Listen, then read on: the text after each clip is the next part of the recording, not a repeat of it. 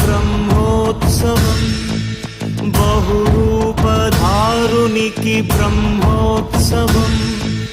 బ్రహ్మాండ నాయకుని బ్రహ్మోత్సవం బహురూపధారునికి బ్రహ్మోత్సవం శ్రీభూసతులతో శరణాగతులతో శ్రీభూసతులతో శరణాగతులతో 7 కొండల పైన చక్కగా బ్రహ్మరూపునికి